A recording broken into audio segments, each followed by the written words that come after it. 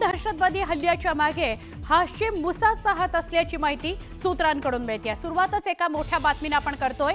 सूत्रांकडून ही माहिती मिळते की पहलगाम दहशतवादी हल्ला ज्याच्या मागे हाशिम मुसाचा हात आहे। काश्मीरच्या पहलगाममध्ये झालेल्या दहशतवादी हल्ल्याची चौकशी सुरू असताना ही धक्कादायक माहिती समोर येते। तपास यंत्रणांच्या माहितीनुसार हल्ल्यात सहभागी असलेल्या हाशिम मुसाचे थेट संबंध पाकिस्तानच्या लष्कराच्या स्पेशल फोर्सशी आहेत। मुसा हा पाकिस्तानच्या स्पेशल सर्व्हिस ग्रुपचा माजी पॅरा कमांडो आहे। लष्कर-ए तैयबा सोबत काम करतो आहे। मुसाने यापूर्वी 3 ते 4 हल्ले केलेले आहेत।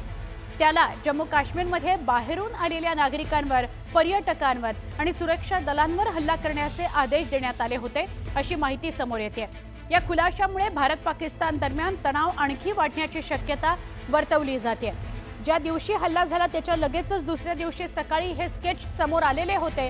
त्यामधला हा हाशिम मुसा ज्याने हा दहशतवादी हल्ला घडवून आणला अशी माहिती समोर येते।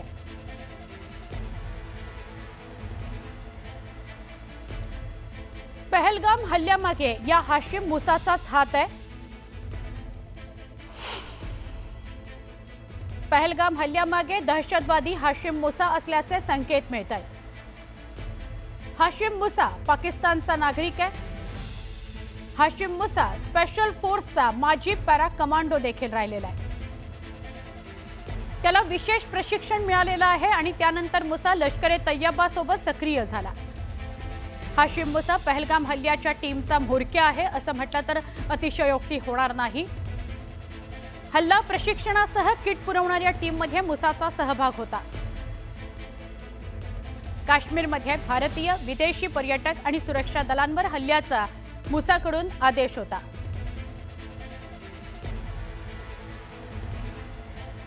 आमचे प्रतिनिधी प्रशांत लीला रामदास यांच्याशी आपण बोलूया। प्रशांत, एक मोठी माहिती समोर येते ती अशी की हा जो मुसा आहे त्यानेच या हल्ल्याचं प्रशिक्षण दिलं, या हल्ल्याचा सगळा योजना आखली आणि त्यालाही असेच आदेश दिले गेले होते की काश्मीरमध्ये जा, पर्यटक, बाहेरून आलेले, सुरक्षा दल यांच्यावर गोळीबार करा। काय सांगाल?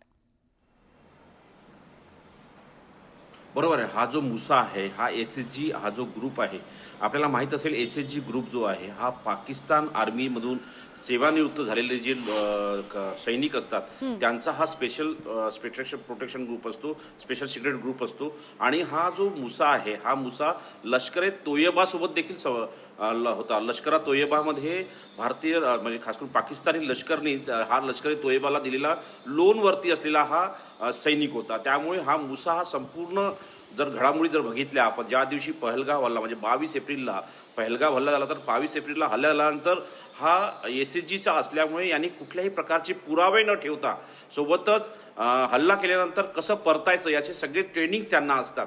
त्यामुळे त्या ट्रेनिंगच्या आधारावरती यांनी इतर जे दहशतवादी आहेत त्यांनाही ट्रेनिंग दिली।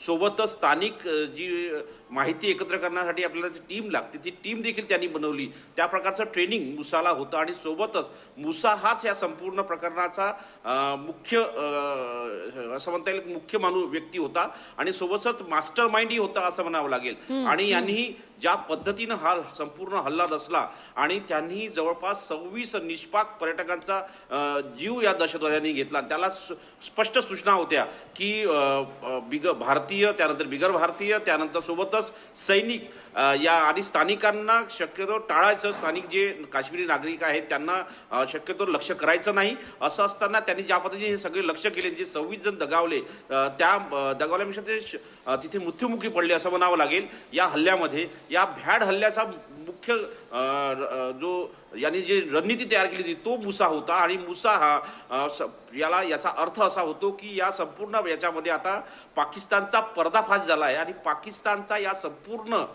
याच्यामध्ये हल्ल्यामध्ये सहभाग होता असं म्हणावं लागेल। त्याचमुळे होऊ शकतं की अमेरिकेच्या वर्तमानपत्रांनी देखील हाच दावा केलेला आहे। अगदी बरोबर। धन्यवाद ही माहिती दिल्याबद्दल प्रशांत। आणि प्रशांत, तुम्ही जसा उल्लेख केलात अमेरिकेच्या दाव्यासंदर्भातला तीच बातमी आता आपण पुढे बघणार आहोत।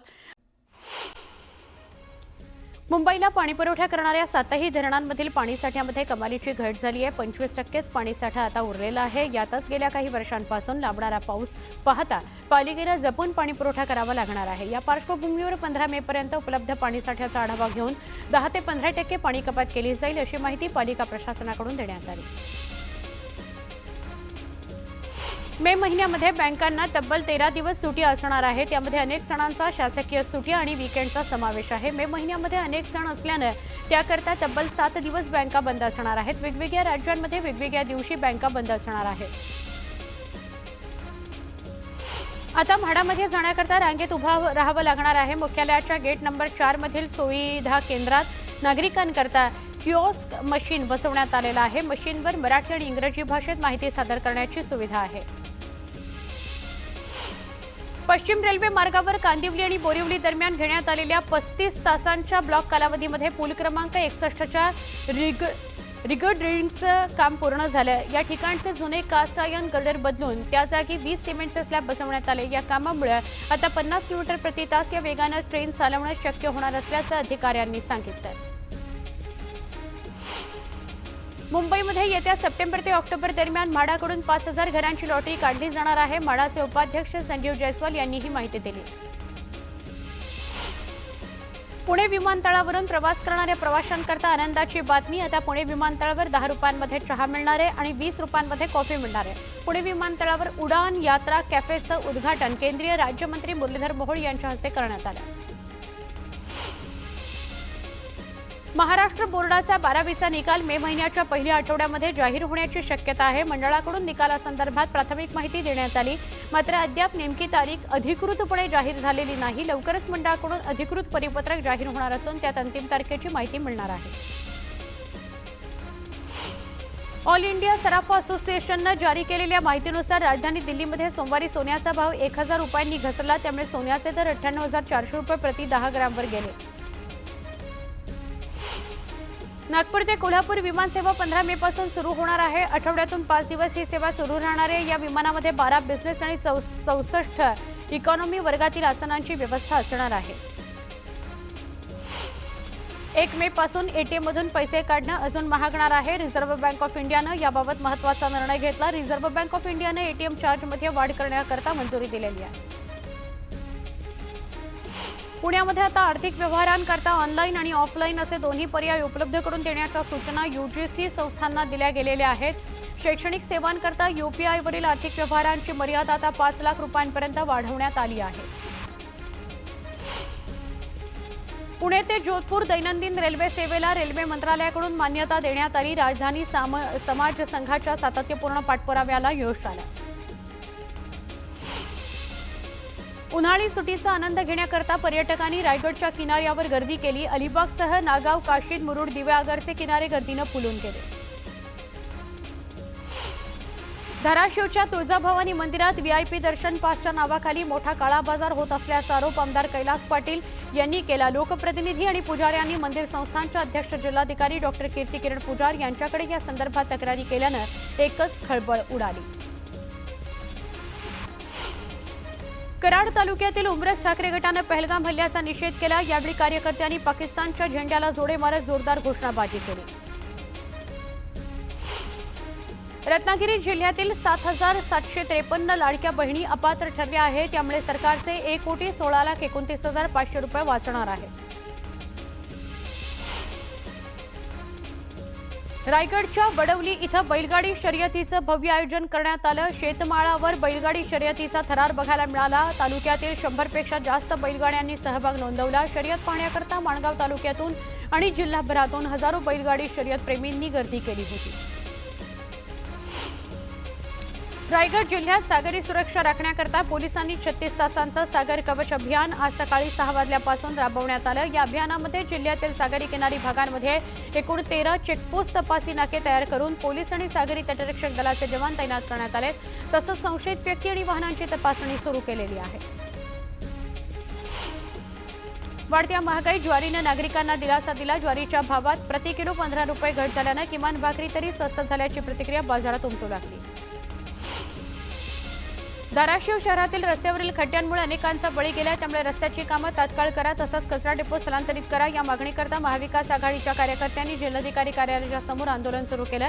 प्रशासन या मागण्यांकडे दुर्लक्ष करत असल्यामुळे कार्यकर्त्यांनी आता बेमुदत उपोषण सुरू केलं असून आज उपोषणाचा दुसरा दिवस. गोंदियाच्या सडक अर्जुनी तालुक्यामध्ये आमदार राजकुमार बडोले यांनी अवकाळी पावसानं केलेल्या नुकसानीची पाहणी केली. तात्काळ पंचनामे करून मदत देण्याचे निर्देश त्यांनी अधिकाऱ्यांना दिले. राज्यात उद्योजकांना केली जाणारी दादागिरी अजिबात सहन केली जाणार नसून सरकार उद्योजकांच्या पाठीशी खंबीरपणे उभं राहणार आहे, असं प्रतिपादन राज्याचे महसूल मंत्री चंद्रशेखर बावनकुळे यांनी केलं. धुळ्यातील आयोजित गुंतवणूक परिषदेमध्ये झालेले 8,436 कोटी रुपये गुंतवणुकीचे करार हे जिल्ह्याकरता गेम चेंजर ठरणार असल्याचं चंद्रशेखर बावनकुळे यांनी म्हटलेलं आहे. कोल्हापूरच्या कळंबा मध्यवर्ती कारागृहामध्ये आता कैद्यांना न्यायालयात नेण्याकरताची धावपळ वाचणार आहे. पोलीस वाहन सुरक्षा व्यवस्था यंत्रणेला विश्रांती मिळणार आहे. कारागृहामध्ये त्याकरता 25 स्वतंत्र व्हिडिओ कॉन्फरन्स रूममध्ये तयार होत आहेत. अक्षय तृतीयेच्या मुहूर्तावर हापूस बाजारामध्ये पाठवण्याकरता आंबा बागायतदारांची लगबग सुरू आहे. त्यामुळे गेल्या 4 दिवसांमध्ये 55 ते 60 हजार पेट्या कोकणातून वाशी बाजार समितीमध्ये पोहोचवल्या आहेत. या ठिकाणी हापूसचा डझनचा दर 700 रुपये आहे.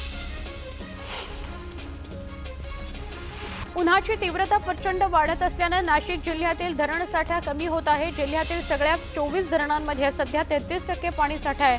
माणिकपुंज हे धरण कोरडठाक झालेलं आहे, तर इतर 8 धरणांमध्ये 20%हून कमी पाणीसाठा रिक्त होण्याच्या दिशेनं तो मार्गक्रमण करतो. शहापूर तालुक्यातील 4,000हून अधिक मजुरांची 1,10,00,000 रुपये मजुरी जानेवारी महिन्यापासून थकीत असल्याची माहिती समोर आली आहे. काम करूनही पैसे न मिळाल्यानं मजुरांवर उपासमारीची वेळ आली आहे. खेड कृषी उत्पन्न बाजार समितीच्या चाकणीतल्या महात्मा फुले मार्केट यार्डात कांद्याची आवक घटली आहे. कांद्याची जरी आवक घटली असली तरी कांद्याचे भाव स्थिर आहेत.